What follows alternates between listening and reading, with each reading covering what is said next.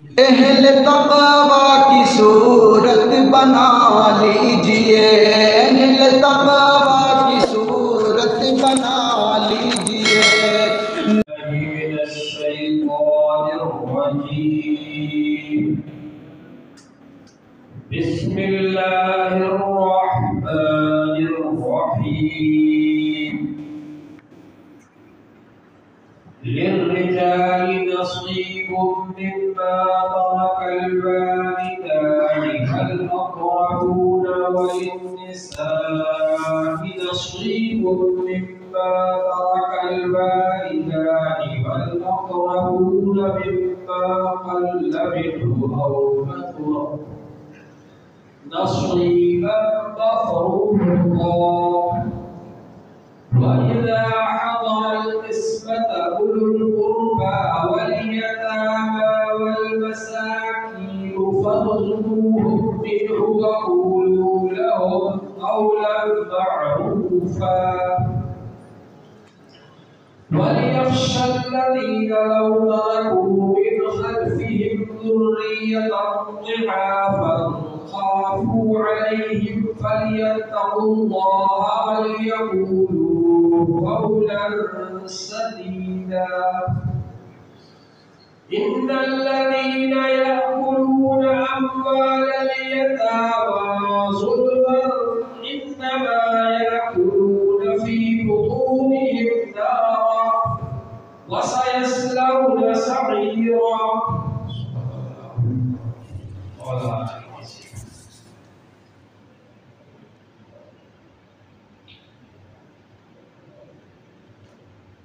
اسلام ایک کامل، مکمل اور جامع مذہب ہے۔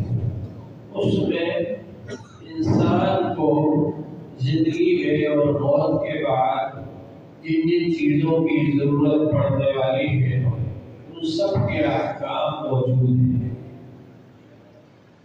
انسان دنیا میں زندہ رہتا ہے، مال کماتا ہے اور مال کمانا فرض بھی ہے۔ حضور صلی اللہ علیہ وسلم نے ارشاد فرمایا ہے، طلب کسب الحلال فریضۃ بعد الفریضہ، حلال مال کمانا بھی فرض ہے دوسرے فرضوں کے بعد۔ تو انسان حلال مال کماتا ہے اور پھر اس کا مالک بھی بنتا ہے، اور مالک بننے کے بعد کبھی تو ایسا ہوتا ہے زندگی میں کسی کو کچھ مال دے دیتا ہے جس کو ہبہ کہتے ہیں۔ کبھی ایسا ہوتا ہے کہ اپنے بعد کے لیے وصیت کرتا ہے، کبھی میرے مرنے کے بعد اتنا مال فلاں کو دے دینا ہے، اتنا فلاں کو دے دینا ہے، یہ وصیت ہے۔ انسان اپنا پورا مال بھی کسی کو دے سکتا ہے، ہبہ میں آدھا مال بھی دے سکتا ہے، جتنا چاہے دے سکتا ہے، کم دے زیادہ دے، تھوڑا دے بہت دے، جس کو چاہے دے، جس کو چاہے نہ دے، پورا اس کو اختیار ہے اپنی زندگی میں صحت اور تندرستی میں۔ لیکن اگر وہ موت کے بعد کے لیے کہتا ہے کہ میرا اتنا مال فلاں کو دے دینا میرے مرنے کے بعد، یا یہ کہتا ہے کہ میرا اتنا مال دے دینا فلاں کو، اور ایسے وقت میں کہہ رہا ہے جب کہ مرض الوفات شروع ہو گیا، ایسی بیماری شروع ہو گئی کہ اسی بیماری میں اس کا انتقال ہوا، تو ان دونوں صورتوں میں وصیت ہے۔ اور وصیت کے لیے مسئلہ یہ ہے کہ 1/3 مال میں ہوگی، یعنی اس کے پورے مال کے 3 حصے میں سے 1 حصے میں وصیت ہوگی۔ تیسرا مسئلہ ہے وراثت کا۔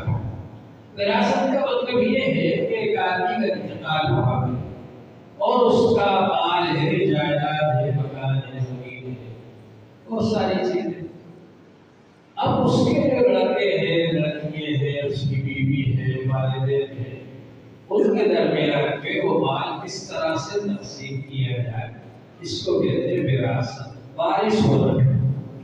تو یہاں پر وارثوں کے بارے میں بتایا جا رہا ہے، وراثت کے احکام اور وراثت کا قانون بتایا جا رہا ہے کہ اسلام کا قانون کیا ہے، طریقہ کیا ہے وارث بننے نہ بننے۔ اسلام کے آنے سے پہلے یہ ہوتا تھا کہ कमजोर लोगों का और लड़कियों का, औरतों का कोई हिस्सा ही नहीं था विरासत के अंदर। इंतकाल हो गया करने वाले का, अब उसका जो जवान लड़का है वो सब पर काबिज हो गया। जो लोग जवान थे या जो घोड़े पर बैठना जानते थे, यानी जंग करना जानते थे, उनका हक माना जाता था जवान लोगों का। और बूढ़े बाबा हैं या बच्चे हैं या औरतें हैं, उनका मीरास में कोई हिस्सा नहीं समझा जाता। चुनांचे एक सहाबी है औस इब्ने साबित रज़ी अल्लाह अन्हु, उनका इंतकाल हुआ। उनके दो लड़के थे, एक लड़की थी और बीवी थी। अब जब इंतकाल हुआ तो उनके चचाजान भाइयों ने आकर के उनके पूरे बात का कब्जा कर लिया। अब औस इब्ने साबित रज़ी अल्लाह अन्हु की बीवी हुजूर सल्लल्लाहु अलैहि वसल्लम के पास हाजिर हुई। कहा गया कि रसूल मेरे छोटे छोटे बच्चे हैं, दो लड़के हैं एक लड़की है, और मैं खुद हूँ, और औस इब्ने साबित का इंतकाल हो गया और उनके माल पर आकर उनके चचाजान भाइयों ने कब्जा कर लिया। हद को सबको महरूम कर दिया। हम क्या करें? तो हुजूर पाक सल्लल्लाहु अलैहि वसल्लम ने उस वक्त कोई फैसला नहीं फरमाया, इंतजार किया कि अल्लाह ताला की तरफ से वही आ जाए, अल्लाह की हिदायत आ जाए, अल्लाह के अहकाम आ जाए। चुनांचे ये आयत पाक नाज़िल हुई, लिर्रिजालि नसीबुम मिम्मा तरकल वालिदानि वल अक़रबून, मर्दों के लिए हिस्सा है उसमें से जो वालिदैन ने छोड़ा और ज्यादा करीबी रिश्तेदारों ने छोड़ा। वलिन्निसाइ नसीबुम मिम्मा तरकल वालिदानि वल अक़रबून, और औरतों के लिए भी हिस्सा है उसमें से जो उनके वालिदैन ने छोड़ा या ज्यादा करीबी रिश्तेदारों ने छोड़ा। बिम्मा क़ल्ल मिन्हु औ कसरा, माल थोड़ा हो या ज्यादा हो, हर हाल में उसके हिस्से बनाना पड़ेंगे, और वारिसों में जिसका जितना हिस्सा मुकर्रर है उसको वो देना। नसीब मफ़रूज़ा, ये हिस्से मुकर्रर है, अल्लाह की तरफ से फर्ज है, मुकर्रर है, अल्लाह ताला ने मुकर्रर फरमाया है, इसलिए जितना जिसका हिस्सा अल्लाह ताला ने मुकर्रर फरमा दिया है वो उसको देना है। चुनांचे हुजूर पाक सल्लल्लाहु अलैहि वसल्लम ने औस इब्ने साबित की बीवी को बुलाया और उनके माल को 8 हिस्सों में काट कर एक हिस्सा उनकी बीवी को दे दिया, जैसा आगे आयत आएगी, और उसके अलावा जो माल बचा तो लड़कों को 2 हिस्से, लड़की को 1 हिस्सा। इस तरह से आपने तफसील फरमा दी। आगे तफसील से वो अहकाम आ रहे हैं मीरास के। बहरहाल देखिए यहाँ पर अल्लाह ताला ने लिर्रिजालि नसीबुम मिम्मा तरकल वालिदानि वल अक़रबून, मर्दों के लिए हिस्सा है उसमें से जो वालिदैन ने और ज्यादा करीबी रिश्तेदारों ने छोड़ा। ये भी फरमाया, वो उसी में देख ले, निसाई भी कह सकते थे कि औरतों के लिए भी हिस्सा है, लेकिन औरतों के लिए अलग से फरमाया वलिन्निसाइ नसीबुन, और औरतों के लिए हिस्सा है मिम्मा तरकल वालिदानि वल अक़रबून, उसमें से जो उनके वालिदैन ने और उनके ज्यादा करीबी रिश्तेदारों ने माल छोड़ा। तो दोनों के लिए अलग अलग हिस्से मुकर्रर फरमाया, यानी औरतों को मीरास में हिस्सा देने का सिलसिला इस्लाम ने शुरू किया। इस्लाम से पहले औरतों को मीरास में हिस्सा नहीं दिया जाता था। हमारे यहाँ हिंदू भाइयों को तो अभी तक भी नहीं दिया जाता, लड़कियों को औरतों को मीरास में हिस्सा नहीं दिया जाता।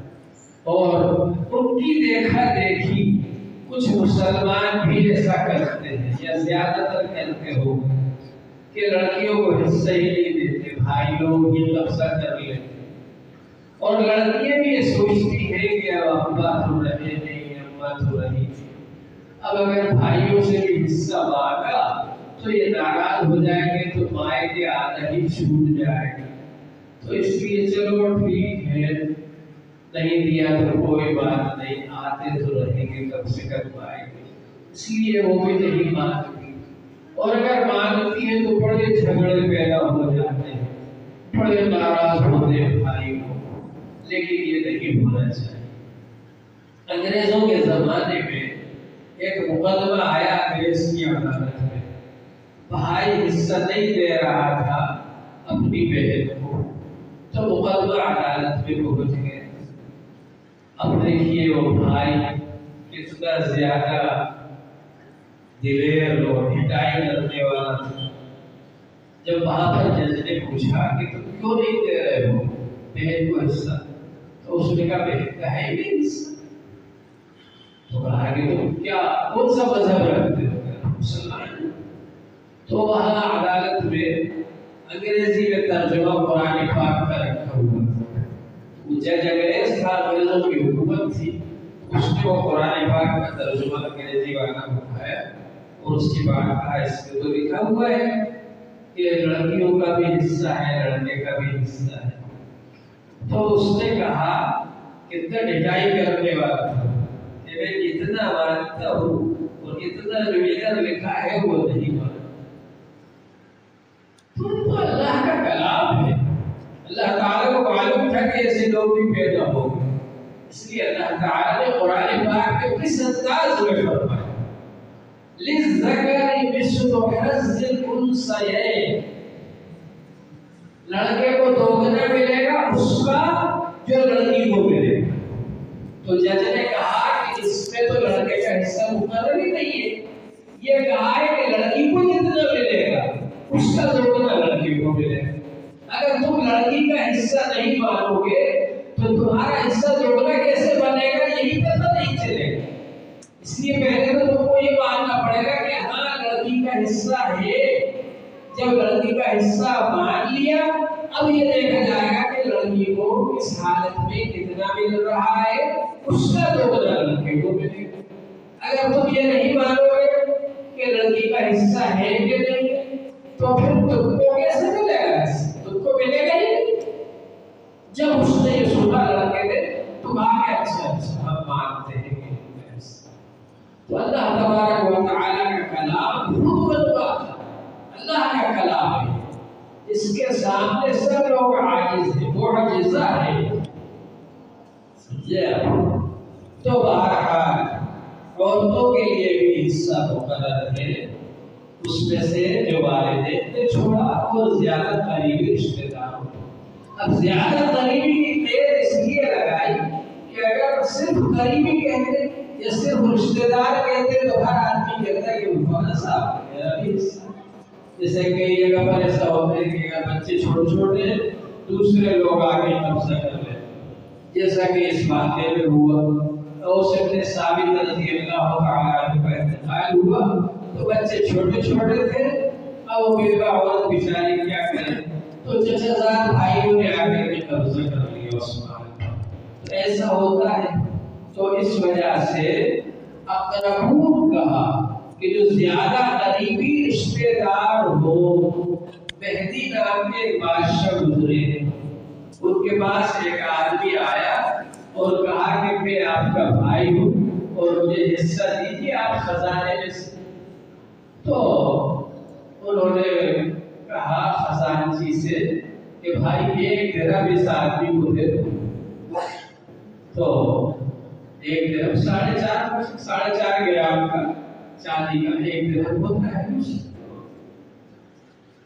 تو اب وہ کہنے لگا کہ بس اتنا ہی۔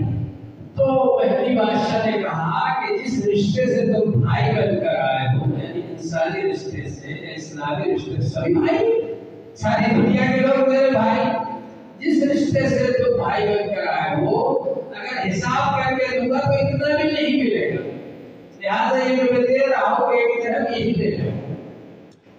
تو اگر اقربون کی قید نہیں لگاتے تو سارے انسان بھائی، سارے اسلامی مسلمان بھائی، تو کیسے تقسیم ہوتا مال سب کے درمیان؟ اس لیے قرآن پاک نے اقربون کی قید لگائی کہ جو زیادہ قریبی رشتے دار ہو ان کو ملے گا۔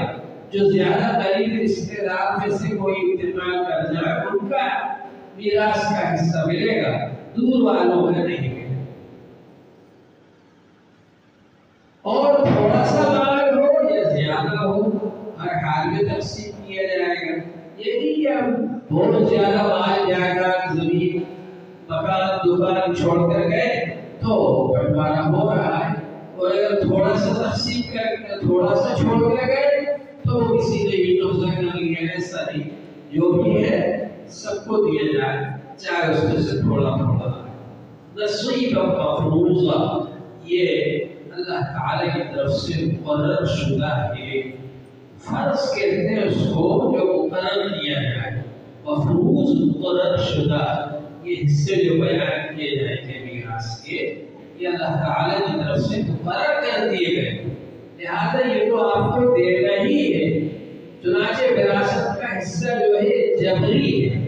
جبری کا مطلب یہ ہے کہ یہ تو آپ کے حصے میں آئے گا ہی، حتیٰ کہ علماء نے لکھا کہ اگر کوئی وارث انکار کرے اور یہ کہے کہ میں نہیں لیتا، تب بھی اس کے حصے میں وہ چیز جائے۔ جیسے اگر ایک بہن ہے اور دو بھائی ہیں تو اب بہن کو جو ملے گا اس کا ڈبل بھائی کو ملے گا۔ تو اب اس طرح سے کیا جائے گا کہ ایک بہن دو بھائی 5 حصے بنیں گے، دو حصے دونوں بھائیوں اور ایک حصہ بہن کو۔ اب وہ حصہ بہن کو لینا ہی ہے، ہاں لینے کے بعد وہ واپس کر دیں اور اپنی طرف سے جس کو چاہے دے دیں۔ یہ نہیں بھائی میں تو نہیں لے رہی، آپ دونوں بھائی ہی اس حصے کو بھی لے رہے ہو، ٹھیک ہے، لیکن لینا تو ہے، اس لیے کہ جبری حصہ ہے یہ ملکیت میں پہنچ ہی جاتا ہے، یعنی اتنے حصے کی وہ مالک ہو ہی جائے گی، چاہے وہ قبضہ کرے یا نہ کرے۔ بعد میں پھر چھوڑ دیں، معاف کر دیں، دے دیں واپس، وہ ایک الگ چیز۔ فَإِذَا حَضَرَ الْقِسْمَةَ أُولُو الْقُرْبَىٰ، اور جب تقسیم کے وقت حاضر ہو رشتہ دار، والیتامى اور یتیم بچے، والمساکین اور غریب لوگ حاضر ہو، فَارْزُقُوهُم مِّنْهُ، اس میں سے ان کو بھی دے دو، وَقُولُوا لَهُمْ قَوْلًا مَّعْرُوفًا، اور ان سے اچھی بات کرو۔ کبھی ایسا ہوتا ہے کہ جن کا حصہ نہیں بن رہا ہے وہ بھی وہاں موجود ہے بٹوارے کے وقت میں، اب ظاہر بات ہے کہ سب لوگ تو اپنا اپنا حصہ لیں گے اور وہ بیچارے کو دیں گے۔ جیسے اگر ایک باپ کے 4 بیٹے تھے، اب ایک بیٹے کا انتقال ہو گیا اور اس کی جو اولاد ہے یعنی پوتا پوتی، تو مسئلہ یہ ہے کہ اس صاحب جائیداد کے جب بیٹے زندہ ہو گئے تو بیٹے زیادہ قریبی رشتے دار ہیں، لہٰذا وہ حقدار ہو گئے، اور وہ جو پوتے ہیں وہ وارث بنتے باپ کے واسطے سے، اور ان کا باپ پہلے ہی انتقال کر گیا، تو اب وہ دادا کے مال میں ڈائریکٹ حصے دار نہیں بن سکتے، لہذا اس کا طریقہ یہ ہے کہ یا تو دادا پہلے سے ان کو مال دے دے کچھ۔ ابھی کل پرسوں ہی ایک صاحب میرے پاس آئے تھے، کافی لمبی بات، تو میں نے کہا بھائی یا تو وہ اپنے پودوں کو ہبہ کر دیں، زندگی ہی میں تندرستی میں صحت مندی میں ہبہ کر دیں کہ بھائی یہ جو میرا مال ہے، میرے بعد جو بٹے گا وہ تو بٹے گا، لیکن میں اپنی زندگی میں یہ میرا ایک بیٹا جو انتقال کر گیا اس کے بچے موجود ہیں، ان بچوں کو میں اپنی زندگی میں ایک ادوات دے رہا ہوں، یہ ہبہ ہو جائے گا۔ یا پھر وصیت کر دے، وصیت 1/3 بار پہ ہوگی، یعنی پورے مال کے 3 حصے کے 1 حصے میں وصیت ہوگی، وہ کہہ دیں کہ بھائی میرے بعد میں ان پودوں کو میرے مال میں سے اتنا اتنا دے دیں، یہ وصیت ہو گئی، وصیت کر سکتے ہیں۔ لیکن نہ تو وصیت کی نہ ہبہ کیا، تو اب جو زندہ لڑکے ہیں ڈائریکٹ ان کو تو دال مل جائے گا، اور جو بیچارے پوتے ہیں چھوٹے چھوٹے جن کے والد کا پہلے انتقال ہو گئے دادا سے پہلے، تو اب ان کو میراث کے قانون کے اعتبار سے کچھ نہیں ملے گا۔ لیکن یہاں یہ نصیحت کی جا رہی ہے کہ جس وقت بٹوارا ہو اور وہ لوگ بھی حاضر ہوں تو اب یہ جو بالغ لوگ ہیں جن کو حصہ مل گیا، ان کو یہ چاہیے کہ اپنے حصے میں سے تھوڑا تھوڑا کچھ ان کو بھی دے دیں تاکہ ان کی بھی دل جوئی ہو اور وہ اپنے آپ کو محبوب نہ سمجھے۔ ایسا کرنا چاہیے، یہ احسان ہوگا، یہ ایک طرح سے صدقہ بھی کہا جا سکتا ہے، احسان بھی کہا جا سکتا ہے، یعنی اپنی طرف سے دے دیں اور ان سے اچھی بات ہے۔ اگر ان کو احساس ہو کہ ارے صاحب دیکھیے ہم کو کچھ نہیں ملا، تو ان کو نرمی سے سمجھائیں، ان سے اچھی بات کہیں، ان کو ڈانٹ ڈپٹ نہ کریں، ان کو مار دھاڑ نہ کریں، بلکہ ان کو نرمی سے سمجھائیں، اچھی بات کہیں ان سے۔ وَقُولُوا لَهُمْ قَوْلًا مَعْرُوفًا، ان سے معروف بات کہیں، اچھی بات کہیں۔ وَلْيَخْشَ الَّذِينَ لَوْ تَرَكُوا مِنْ خَلْفِهِمْ ذُرِّيَّةً ضِعَافًا خَافُوا عَلَيْهِمْ فَلْيَتَّقُوا اللَّهَ وَلْيَقُولُوا قَوْلًا سَدِيدًا، اور چاہیے کہ ڈرے وہ لوگ کہ اگر وہ چھوڑتے ان کے پیچھے کمزور اولاد کو، کمزور بچوں کو، تو ان پر ان کو خوف ہوتا، ڈر ہوتا۔ یعنی آدمی کو یہ سوچنا چاہیے کہ جس طرح سے کہ آج یہ چھوٹے چھوٹے بچے ہیں، اگر میرا بھی یہ حال ہوتا کہ میرے بچے چھوٹے ہوتے اور میرا انتقال ہوتا اور اس وقت دوسرے لوگ آ کر قبضہ کر لیتے تو کیا حال لگتا۔ تو اس لیے اپنے آپ کے اوپر سوچ لے اور ایسا نہ کرے کہ خود طاقتور ہے تو خود مار جائے گا تو پورا قبضہ کر لے اور چھوٹے چھوٹے بچوں کو نہ دے، محروم کر دے، ایسا نہ کرے۔ فَلْيَتَّقُوا اللَّهَ، اللہ سے ڈرے۔ دیکھیے اصل چیز جو ہے وہ انسان کے اندر تقویٰ ہونا چاہیے، اللہ کا خوف، اللہ کا ڈر۔ اللہ نے جہاں جہاں بھی احکام دیے ہیں تو وہاں پر یہ کہا ہے کہ اللہ سے ڈرو، اللہ سے ڈرو۔ انسان کے اندر اگر اللہ کی محبت ہے اور اللہ کا خوف ہے اور اللہ کا تقویٰ ہے اور یہ خوف ہے کہ اللہ کو جا کے مجھے منہ دکھانا ہے اور اللہ کے دربار میں حاضر ہونا ہے اور اللہ کی عدالت میں میری پیشی ہونا ہے اور وہاں مجھے اپنا حساب و کتاب دینا ہے، اگر آدمی کے دل میں خوف ہے تو اللہ کے احکام کو پورا کرتا ہے اور یہ نہیں دیکھتا کہ اس میں میرا کتنا نفع و نقصان ہے، بلکہ وہ اللہ کے حکم کے پورا کرنے کو ترجیح دیتا ہے، اسی کو افضلیت اور اہمیت دیتا ہے۔ تو اس لیے جگہ جگہ جہاں بھی اللہ نے اپنے احکام بیان فرمائے وہاں پر فرمایا فَلْيَتَّقُوا اللَّهَ، چاہیے کہ لوگ اللہ سے ڈرے، وَلْيَقُولُوا قَوْلًا سَدِيدًا، اور سچی بات، اچھی بات، درست بات، صحیح بات کہیں، غلط بات نہ کہیں، جھوٹی گواہی نہ دیں۔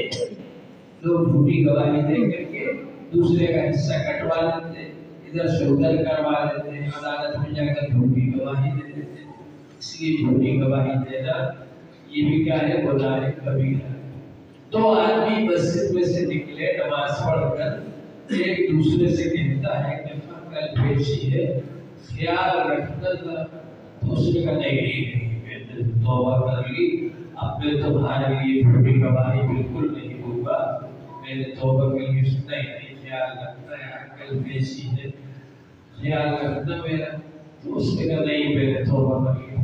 اس نے 20 کا نوٹ دیا اس کے ہاتھ میں آہستہ سے اور پھر کہا کہ خیال رکھنا کل پیشی ہے۔ تو اس نے کہا سوچیں گے۔ تو ہم لوگوں کے ایمان کا یہ حال ہے، توبہ کا یہ حال ہے، توبہ 20 روپے میں ٹوٹ جاتی ہے، ایمان 20 روپے میں بک جاتا ہے۔ اللہ تعالیٰ ہمارے وَلْيَقُولُوا قَوْلًا سَدِيدًا، درست بات کہیں، سچی بات کہیں، صحیح بات کہیں۔ إِنَّ الَّذِينَ يَأْكُلُونَ أَمْوَالَ الْيَتَامَىٰ، بے شک وہ لوگ جو یتیموں کا مال کھاتے ظلم کے ساتھ، کہ بچے چھوٹے چھوٹے ہیں، باپ کا انتقال ہو گیا، ان کی طرف کوئی بولنے والا نہیں ہے، ان کا کوئی سہارا نہیں ہے، اب وہ ایک طاقت کے بل بوتے پر آدمی قبضہ کر لیتا ہے پورے مال جائیداد پر۔